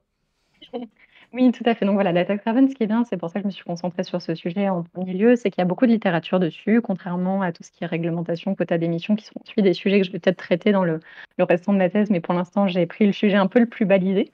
Et justement, il y a beaucoup de littérature sur le fait que, comme la taxe carbone, elle génère du revenu, parce que comme on la paye à chaque fois qu'on consomme une unité de carbone, euh, ça génère du revenu pour l'État. Et ce revenu, il peut être utilisé pour plein de choses. Et un des facteurs le plus crucial de l'acceptabilité, c'est comment ce revenu il est utilisé. Hmm. Et en fait, ce qu'une grande littérature a démontré, c'est que quand on utilise ces revenus pour financer des projets environnementaux, ça, c'est vraiment, vraiment, vraiment quelque chose d'important pour les gens. C'est leur préférence vraiment numéro un. C'est utiliser ces revenus pour faire de l'environnemental, pour faire encore plus Ah, de intéressant. projets. D'accord. Voilà, ça, c'est vraiment très consensuel comme utilisation et comme préférence. Et ce qui est au contraire beaucoup moins aimé, c'est de ne pas utiliser ses revenus, c'est-à-dire juste qu'ils fonctionnent en termes de fonds publics pour l'État, enfin voilà, que ça permette de réduire la dette, ou voilà, juste que Hmm. ce soit laissé dans les fonds publics, ça les gens n'aiment pas du tout. Ok, intéressant. Euh, et par contre, ce qui est intéressant, et moi ce à quoi je ne m'attendais pas en lisant cette littérature, c'est que les gens préfèrent que les revenus de la taxe carbone soient utilisés pour financer des projets environnementaux plutôt que pour compenser les inégalités sociales que la taxe crée. Et Hmm. ça, moi, je m'y attendais pas du tout, parce que je trouve que justement, ce qui a été euh, assez médiatisé et entendu dans le discours des Gilets jaunes, c'est plutôt ce côté de justice sociale. Enfin, en tout cas, je trouve d'un point Oui, de vue bah oui, extérieur. c'est pour ça que j'étais étonné quand tu as mentionné la chose, ouais. Voilà. Et donc, enfin, voilà, juste pour que tout le monde comprenne bien la manière en fait dont on peut rendre la taxe carbone plus juste. Donc, si en effet, si on fait rien avec les revenus, la taxe carbone, elle va peser plus fortement sur les ménages les plus modestes que sur les ménages euh, aisés. Donc, ça, c'est de là dont vient la justice sociale. Par contre, comme ça génère des revenus, la taxe carbone, c'est très facile avec ses revenus alloués, enfin avec ses revenus générés, de les allouer à certaines parties de la population plutôt que d'autres, et donc de compenser en fait ces inégalités. Et on peut même aller plus loin, on peut même la rendre progressive, c'est-à-dire que les ménages les plus pauvres ils gagneraient à avoir une taxe carbone si suffisamment de revenus leur sont alloués. Ouais, je vois. Donc voilà, en fait, la question de la justice sociale de la taxe carbone, elle se pose vraiment, elle a vraiment un paramètre d'entrée qui est qu'est-ce qu'on fait des revenus générés. Elle n'est pas tout le temps injuste, ça dépend vraiment de ce qu'on fait du revenu. Et ça, voilà, ça, je trouve qu'il n'y a par exemple pas du tout assez de communication là-dessus, parce qu'on se dit, on a l'impression que ça serait toujours injuste, alors que pas forcément.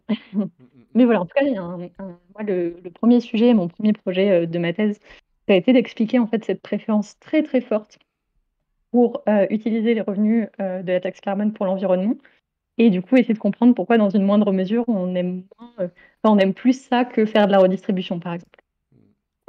Et donc en fait le mécanisme cognitif qu'on a proposé donc avec mes deux encadrants, Coralie Chevalier et Hugo Mercier, pour expliquer ça, c'est le mental accounting. Donc on peut le traduire comme segmentation mentale, budget mentaux. C'est pas évident de trouver un terme approprié. Mais voilà, on va peut-être rester sur segmentation mentale ici. Et donc c'est Richard Thaler qui a mis en évidence ce concept du mental accounting, de la segmentation mentale dans les années 80-90. Donc c'est vraiment une notion qui vient de l'économie comportementale, le mental accounting. Et en fait, l'idée très simple qui a été mise en lumière et montrée par beaucoup de preuves empiriques, c'est qu'on a tendance à compartimenter mentalement les dépenses et les recettes. Donc, quand on trouve ça très intuitif que lorsque les recettes, les revenus, des revenus X sont générés dans un certain domaine thématique, que leur utilisation soit aussi dans ce domaine-là. Donc on trouve ça très intuitif que quand notre revenu provient d'une source, donc là dans ce cas-là environnementale, donc là le revenu de l'État, il vient d'une taxe carbone, donc d'une taxe environnementale. L'idée c'est que c'est très intuitif en fait de garder ce budget mental de l'environnement et de se dire ok, donc on va utiliser ce revenu pour le même domaine qui est de l'environnement. Donc en fait on voit que ça ne s'applique pas du tout que dans le cas de la taxe carbone. Ça fait la même prédiction pour une taxe sur le tabac, ça vient du domaine de la santé. Et on devrait trouver ça très intuitif que ce soit à l'utiliser pour la C'est santé. très intéressant. Alors qu'il Et n'y a ça va aucune base. marcher Voilà, aussi pour, je sais pas, les cotisations salariales ou des trucs comme ça. On se dit qu'il voilà, faudrait que ce soit bien utilisé. Ok.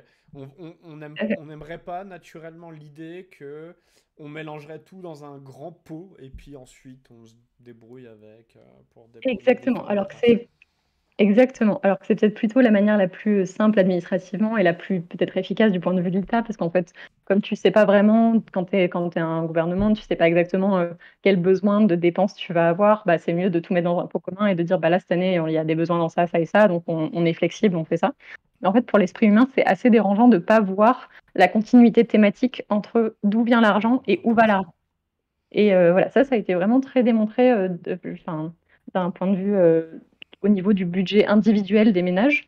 Donc, par exemple, des interventions qui marchent bien pour que les gens épargnent, c'est de leur dire, bah voilà, vous allez mettre un endroit séparé où c'est de l'argent qui rentre ici, c'est de l'argent pour l'épargne, c'est de l'argent que vous mettez pour l'épargne et vous pouvez l'utiliser que pour ça.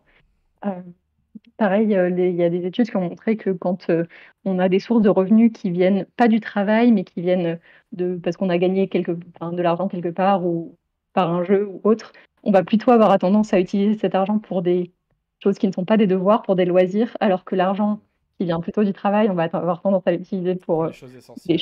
des choses essentielles. Donc il y a vraiment l'air d'avoir ce lien thématique en fait entre où vient l'argent et d'où va l'argent. Et nous, notre hypothèse, c'est de dire ça devrait marcher aussi pour le budget étatique, pour la représentation qu'on se fait du budget de l'État. On devrait trouver ça plus intuitif quand le domaine de la source de la taxe est matché thématiquement avec son domaine de dépense. Donc voilà, pour nous, c'était un biais qui pouvait vraiment expliquer pourquoi c'était si fort cette préférence pour utiliser les revenus de la taxe carbone pour l'environnement. Si je te dis, par exemple, tiens, on va utiliser la taxe carbone pour financer les hôpitaux, tu as peut-être cette intuition que c'est un peu bizarre. Là, brûle pour point, je sais pas trop. je suis peut-être biaisé en fait maintenant. Clairement, peut-être que tu te rends compte que c'est hyper important de financer les hôpitaux. Mais c'est intéressant, ceux qui vont nous écouter, ça peut être intéressant de faire le jeu, essayer d'imaginer. Voilà. Est-ce que vous dites ouais, c'est une bonne idée ou est-ce que c'est un peu bizarre? c'est ça, ou financer des maisons de retraite ou quelque chose comme ça. Ouais. En tout cas, même moi qui travaille sur ce sujet depuis très longtemps, j'ai toujours cette petite réticence. Je me dis, c'est vrai que ça serait peut-être utile, mais je sais pas, je préférais qu'on utilise un autre Ouais, argent que celui de la taxe carbone. ouais, je vois. Donc voilà. Et donc, pour l'instant, nos premières expériences ont vraiment montré qu'en effet, ce biais s'applique énormément. Donc, ce qu'on a fait, c'est que on présente à des participants, enfin la manière dont on fait des expés dans ce domaine, c'est qu'on présente à des participants des scénarios hypothétiques de taxe carbone. Donc on leur dit, imaginez que le gouvernement va augmenter la taxe carbone. Cette augmentation va générer, je crois que dans notre expérience, on a mis 1,5 milliard d'euros. C'est un chiffre hypothétique, mais voilà, c'est pour fixer un montant. Et le gouvernement va allouer ses dépenses, enfin ses recettes et là on fait varier en fait le domaine d'utilisation, donc soit on met l'environnement, soit un domaine non environnemental. Et voilà, on a vraiment vu qu'en manipulant en fait la source de la taxe et la dépense de la taxe, on voit bien qu'il y a une vraie préférence pour les situations où c'est thématiquement relié. Ouais, très intéressant. Donc vous avez eu des différences, du coup, significatives. Tout à fait. C'est Ouais. vraiment significative. Et ce qui est vraiment super intéressant, c'est qu'ensuite, on a découpé ces résultats, on les a testés sur plein de sous-parties de nos échantillons, donc en différenciant selon le genre, l'âge, le niveau de revenu, la préférence initiale pour l'environnement, est-ce que les gens sont plutôt engagés ou pas engagés. Et en fait, ce qui est fou, c'est que c'est valide chez toutes les sous-catégories. On a observé vraiment, et c'est pour ça que ça fait vraiment penser à un biais cognitif universel, parce que ça a l'air vraiment d'être quelque chose d'intuitif pour tout le monde. Ça aurait été super de pouvoir tester ça genre sur une population très précise, genre de gilets jaunes. Clairement, mais ça, c'est voir. très dur de cibler. Ouais, là, maintenant encore plus, mais même à l'époque, je pense. Quoique, en y allant un peu de façon old school, papier-crayon, hop, on va sur les C'est ça. ronds-points. Excusez-moi, ça prendra 10 minutes. Petite question. Et puis Ça voilà. serait super. Ouais. Serait Non, marrant mais comme donnée, ouais. Ah, ok, donc clairement, c'est clairement, très clairement. intéressant de se dire que même en découpant par, voilà, par, je sais pas, le revenu, je pense que vous avez Oui, fait tout ce qui ça, est sociodémographique, quoi. voilà, tout ce qui est voilà, tout ce qui est socio-démographique, il n'y a pas de différence, quoi. Non, voilà, c'est Alors qu'on vraiment pourrait intuitif. s'attendre à ce que, je sais pas, des ménages pauvres se disent, bah ce serait bien quand même qu'il y a trop d'injustices, j'aimerais que cet argent soit redistribué pour réparer les injustices sociales. Exactement. Et du coup, en fait, donc ça, c'était notre première étude, et tu me fais une parfaite transition pour les études suivantes qui étaient justement C'était voulu? Pas du tout, par rapport à mais la redistribution. On n'a pas, je précise pour le public, on n'a pas révisé avant. zéro. Bah vas-y, du coup, vas-y, je t'en prie. Donc voilà, donc on est arrivé à la fin de cette étude, on s'est dit ah bah super, ok, bon bah on pourrait faire une recommandation aux décideurs qui serait bah voilà, vous pouvez utiliser l'intégralité enfin ça serait bien pour respecter les préférences citoyennes d'utiliser l'intégralité des recettes de la taxe carbone pour financer des projets verts parce que c'est ce qui génère le plus d'acceptabilité, donc c'est ce qui est le plus intuitif pour les citoyens. Mais on s'est dit voilà, pour nous c'est quand même problématique parce que ça répond pas à cette question de la justice sociale. Et ce qui est intéressant, c'est que quand on pose la question aux gens par rapport à la taxe carbone, c'est montré dans pas mal d'études. Est-ce que vous vous souciez du critère de justice sociale? Est-ce que vous pensez que c'est quelque chose qui devrait être pris en compte? Tout le monde dit oui. Et pourtant, voilà, quand on teste avec des scénarios fictifs, bah, les gens trouvent toujours que c'est mieux d'utiliser les revenus pour l'environnement que pour de la redistribution. Et donc, du coup, nous, on s'est dit, bon, ok, là, on a utilisé l'intégralité des revenus pour l'environnement, mais qu'est-ce qui se passe si on n'utilise qu'une partie? Qu'est-ce qui se passe si on n'utilise que 25%, 50%, 75% des revenus générés pour l'environnement? Est-ce que l'acceptabilité, elle varie et de beaucoup, de pas beaucoup? Donc du coup, on a répliqué la même expérience, mais voilà, en faisant varier le pourcentage des revenus qui étaient utilisés pour l'environnement. Donc on observe bien une droite positive comme comme on s'y attend. Donc plus de pourcentage alloué à des projets verts génère plus d'acceptabilité. Par contre, ce qui est marrant, c'est que c'est pas du tout une droite on aurait une même proportion de différence entre 0 et 25, 25-50, 50-75. Entre 75% et 100%, il n'y a pas de différence significative. Ah, Donc c'est ça, c'est intéressant. vraiment intéressant. Ok, ok. On s'y attendait pas forcément. Donc en fait, il semblerait à partir d'un certain pourcentage, quand il est assez important, d'utilisation des revenus pour l'environnement, le mécanisme en fait intuitif cognitif de la segmentation mentale, il se déclenche assez fortement et il n'y a pas forcément besoin d'utiliser l'intégralité des revenus pour générer cet effet. Et justement, on s'est dit, bah, l'idée derrière tout ça, c'était de se dire si on n'a pas besoin d'utiliser 100% des revenus pour financer des projets verts, on peut les utiliser, les pourcents restants, pour de la redistribution. Comme ça, voilà, on aurait et l'aspect justice sociale et l'aspect d'acceptabilité par le fait qu'on finance des projets verts. Donc Et c'est pour ça qu'on a fait une... est-ce que vous avez essayé de voir si par exemple on alloue, je sais pas moi, 75% à des projets verts, puis je sais pas, 10% à la culture et 10% aux inégalités, ou tout le reste aux inégalités, enfin, est-ce qu'il y avait des préférences comme ça ou... Alors, c'est super intéressant justement ce que tu me proposes. Alors, on n'a pas fait dans ce niveau de détail. On a choisi d'avoir que 2 allocations possibles. Donc, du coup, c'était allocation verte et aspect redistributif. On n'a pas inclus d'autres sous-domaines. Mais ça Puis serait on super précise, intéressant pour même les si salons. déjà une expé comme ça, c'est déjà complexe. Voilà, Ouais, ouais. tout à fait. On avait déjà Donc, plein de conditions, plein de randomisation de voilà. partout. Donc voilà, du coup, ce qu'on a testé, on a testé 3 scénarios différents. On a un scénario contrôle qui, lui, a 100% des revenus utilisés pour les projets verts. Donc ça, c'était ce qu'on faisait dans les expés d'avant. Il n'y a pas de redistribution. Tout sert à financer des projets verts. Et après, on avait 2 scénarios où on avait 25% de redistribution. On a vu que 75%, c'était à peu près équivalent à 100% en termes d'acceptabilité. Donc on se dit, bah, très bien. On assure avec les 75% qui financent des projets verts. Ça permet vraiment que les gens ressentent qu'on fait attention à ce besoin de cohérence thématique. Et ensuite, on a introduit de la redistribution. Et on va voir ce que ça change en termes d'acceptabilité. Et on a fait 2 cas de scénario de redistribution. On s'est dit, en fait, le problème, si on introduit de la redistribution, c'est peut-être que les gens vont moins aimer parce que finalement, elle n'est pas thématique, cette redistribution. On se dit, pourquoi on utiliserait de l'argent environnemental, encore une fois, pour reprendre cette théorie, pour faire quelque chose de social. C'est peut-être ça, en fait, qui bloque. On s'est dit peut-être que le fait que les gens se soucient de la redistribution, mais dans le cadre de la taxe carbone, ils n'aiment pas trop le faire comme ça, c'est peut-être que ça entre en conflit avec leurs besoins de cohérence thématique. Et donc, on s'est dit, en fait, ce qui serait super, c'est d'imaginer une forme de redistribution qui soit liée à l'environnement, pour pas justement que ça heurte ce mécanisme de segmentation mentale qui veut que ça respecte le domaine en question. Et donc, ce qu'on a proposé comme plan de redistribution, c'est que les revenus soient alloués donc, aux ménages les plus modestes pour que ce soit redistributif, mais qui peut être utilisé euh, plutôt sur des dépenses, enfin que pour des dépenses environnementales, par exemple rénover sa chaudière, euh, L'isolation. subventionner Ouais. l'isolation, subventionner du transport durable, soit du transport en commun, Mm. soit des passes vélo. Enfin voilà, que ce soit de l'argent qui soit lié au domaine environnemental, qui serve à des dépenses environnementales. Et donc on a testé ces trois scénarios. Et c'est vraiment hyper intéressant le résultat qu'on a obtenu, je pense, et on s'y attendait pas forcément. En tout premier lieu, les gens préfèrent le scénario 75% financement vert et 25% redistribution avec le domaine environnemental. Donc, Ok. où l'argent peut être utilisé Ouais, que ouais. pour des dépenses environnementales. Ça, c'était vraiment préféré par beaucoup, beaucoup, beaucoup de gens. Intéressant. En deuxième, c'était le scénario sans redistribution, donc où tout est financement Tout est vert. alloué, ok. Et la dernière préférence, c'était 75% de financement vert et 25% de redistribution qui n'est pas thématique, qui est juste Ouais. on donne du cash aux gens et ils peuvent faire ce qu'ils veulent avec. D'accord. Ah oui, donc il n'y avait pas de scénario 75% redistribution verte. Non, non, non, Non, c'était ouais, toujours ça, ouais, 75% ouais, financement vert sans redistribution. ouais, ouais. Et c'était la partie 25% qui introduisait la redistribution. Et soit elle était verte, soit elle n'était pas verte. Mm, mm. Et ce qui est vraiment fou, c'est de se dire que ce biais cognitif, il est suffisamment fort pour faire que les gens préfèrent qu'il y ait une condition sur la redistribution plutôt que pas de condition et qu'ils puissent l'utiliser comme ils veulent.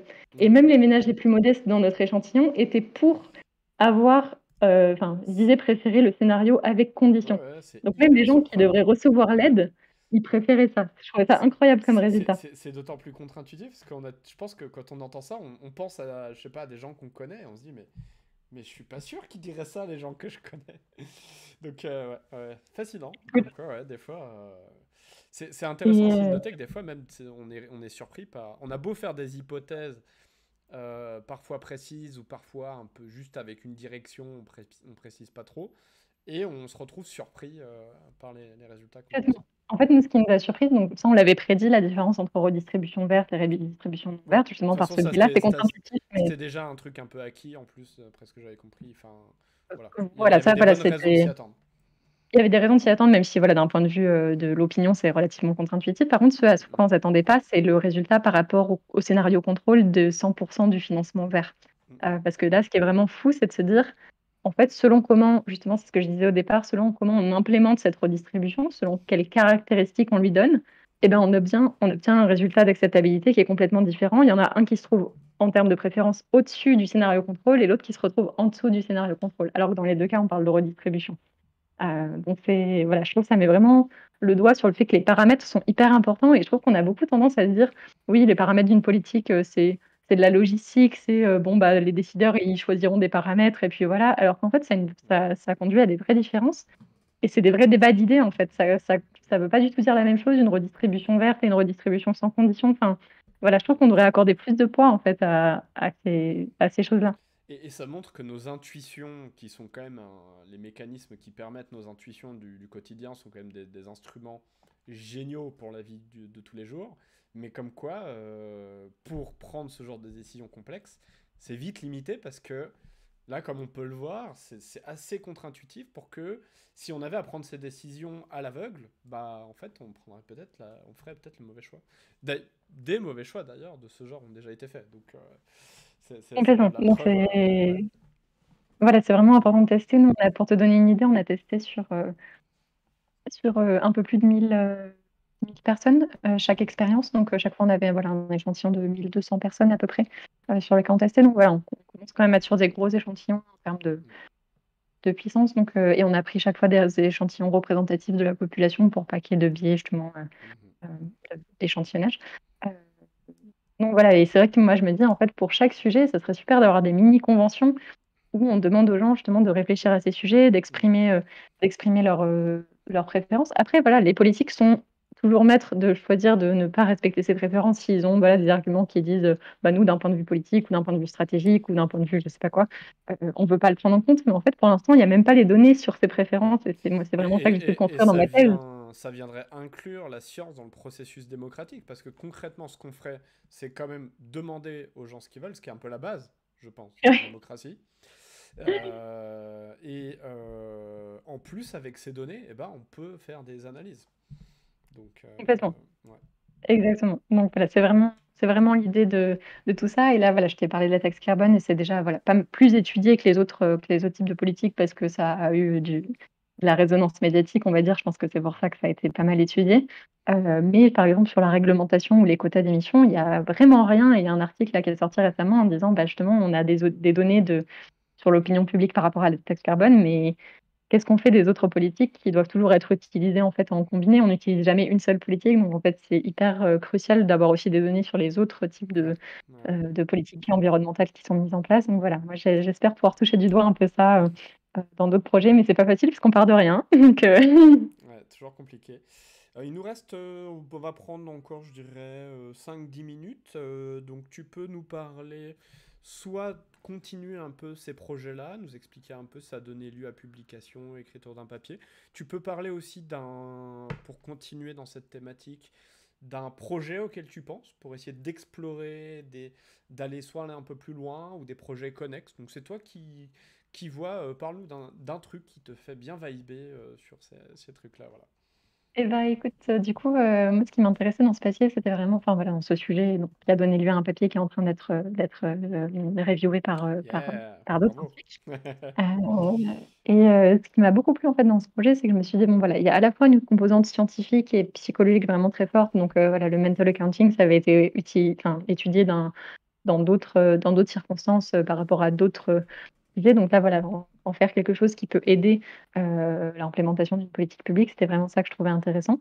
Et du coup, quand j'ai eu fini ce projet, je me suis dit, mais j'ai pas envie juste de le garder pour moi. Enfin, c'est très cool les résultats qu'on a eus. On va informer la communauté scientifique par le truc normal de publier un papier qui sera lu par pas beaucoup de personnes. Et malheureusement, c'est ma petite partie critique. Et en fait, j'avais vraiment très envie de pouvoir diffuser ces résultats à des gens pour qui ça serait réellement utile. Et donc, ce qu'on a fait, c'est qu'on a rédigé une note de synthèse donc, de 1 ou 2 pages très très courte en français, parce que tout ça, ce qu'on a fait, c'est en anglais. Donc, c'est pas forcément évident enfin voilà, juste dire à un décideur public, bon, bah, allez sur Google Scholar, tapez ça et lisez les 20 pages de papier dans un jargon scientifique pas très compréhensible pour vous avec des méthodes auxquelles vous n'êtes pas habitués, etc., etc. Donc là, du coup, on a fait une note de synthèse en français de voilà, 1 ou 2 pages. Euh, Pareil, on a mis des graphiques plus bas avec les références, enfin, voilà, tout ce qui n'ont pas forcément, enfin, qui est là pour montrer la scientificité de la chose est là, mais on a vraiment fait voilà, une synthèse très forte des résultats principaux, de pourquoi on pensait que cette théorie fonctionnait, et surtout quelles recommandations on pouvait faire aux décideurs sur cette base-là. Et donc on l'a envoyé au ministère de l'Environnement, à l'ADEME, à la DITP justement. Et en fait, du coup, voilà, vraiment, ce que j'aime dans ces sujets, c'est que je me dis, il y a des acteurs que ça peut vraiment intéresser d'un point de vue appliqué, et à qui ça peut servir ces résultats. Donc voilà, pour moi, il y a vraiment plusieurs acteurs informés. Il y a la communauté scientifique parce que c'est une nouvelle connaissance scientifique, la population parce que ça les concerne. C'est en plus des études sur eux, donc je trouve que c'est nécessaire d'informer la population. Et les décideurs publics, parce que finalement, c'est eux qui vont implémenter ces types de politiques. Euh, donc voilà, du coup, j'étais vraiment très contente de pouvoir établir cette connexion avec des organismes, des organismes administratifs du monde de l'environnement. Donc voilà, c'est pas toujours évident d'avoir des réponses et de dialoguer sur ça, mais aussi dans le cadre de ce projet, on a été aussi sollicité par justement le ministère de l'Environnement et le ministère de l'Économie et des Finances qui faisaient un rapport sur le consentement à la fiscalité écologique, ce qui est vraiment en lien direct avec ça. Ils ont intégré nos résultats de ces études à leur Super. rapport. Donc voilà, Très bonne nouvelle. ça fait plaisir de se dire voilà, Ouais, que ouais. les études Ouais, scientifiques peuvent avoir un ouais, petit peu un ouais, tout ouais. petit poids quelque part Il y a une dans le connexion monde des qui se décideurs. fait, ça s'infuse un peu. Ouais. Voilà, c'est le début et il y a toujours des choses à améliorer, mais voilà, moi je trouve que c'est vraiment intéressant en fait de travailler à cette interface et dans ce que j'aimerais faire plus tard, donc c'est encore dans un stade d'ébauche d'idées, mais moi ça me plairait vraiment de travailler finalement à justement cette question de l'interface entre les sciences et les décideurs publics, mais pas que d'un point de vue de contenu, même d'un point de vue de logistique, c'est-à-dire comment on fait pour que tout ce qui est publié il y a tellement une mine d'or Ouais. d'informations présentes dans les articles scientifiques et il y a tellement Complètement. peu de choses qui sont relayées aux décideurs et vice versa. En fait, on ne relaye pas du tout les problématiques des décideurs aux chercheurs, Mm. enfin, en tout cas pas de manière systématique. Et je trouve vraiment que voilà, construire une interface où en fait on puisse déjà voilà, avoir des équivalents de papier qui soient sous format beaucoup plus compréhensible, beaucoup plus court, beaucoup plus Mm, mm. orienté vers l'action publique, euh, ça serait vraiment un gain très très fort parce qu'en fait, c'est bien beau d'avoir toute cette production, mais ce serait encore plus beau si elle pouvait voilà, servir davantage. C'est vrai qu'on manque encore d'interface entre le monde de la recherche et le monde politique Oui, complètement. pour faire le lien. Ouais. Exactement, voilà, la DITP, c'est super en termes de projet, du coup, ce qu'ils font, et ça a été, je trouve, un des premiers acteurs à vouloir, pardon, je perds mes écouteurs, à vouloir faire ce lien, et je pense vraiment que ça serait super de continuer, et à terme, moi, je pense que ce qui serait génial, c'est dans chaque ministère avoir des petites unités de recherche, en fait, Mm. pour qu'au sein de chaque thématique publique, on ait des experts qui puissent réfléchir à ces questions, mener des expériences, faire le lien avec des chercheurs qui font déjà Mm, des sujets là-dessus, leur transmettre des contraintes, par exemple, des administrations que les chercheurs n'ont pas en tête, qui pourraient intégrer dans leurs expériences pour faire varier tel ou tel paramètre supplémentaire. Enfin, voilà, je pense que ce serait vraiment très fructueux de développer ces interfaces. mm. Ben moi, ça me paraît être une très bonne note de fin. Cet espoir comment dire, de rapprochement entre le monde de la politique publique et des décisionnaires et de la science, dont tu fais partie. Finalement, tu fais partie des pionnières, hein, d'une certaine manière. Voilà, donc on est plein d'espoir, on espère que ça va se développer. J'espère que voilà, ceux qui nous écoutaient ont passé un aussi bon moment que moi j'ai passé à papoter avec toi de tout ça. Et puis voilà, tu veux un petit mot pour la fin? Et ben, moi, j'étais ravie de pouvoir discuter avec toi de ces sujets qui me tiennent vraiment à cœur, de pouvoir aussi évoquer mon parcours. C'est pas souvent, quand on est dans l'académie, on parle beaucoup de sujets techniques, mais je trouve ça vraiment une super initiative de pouvoir aussi expliquer en tant que personne comment on en est arrivé là, parce que en fait, on est quand même tous des petits humains avec des histoires de vie. Donc voilà, moi, je trouve ça vraiment super de mélanger tout ça. Eh ben super, bah merci à toi. Et puis eh bien, portez-vous bien et à la prochaine.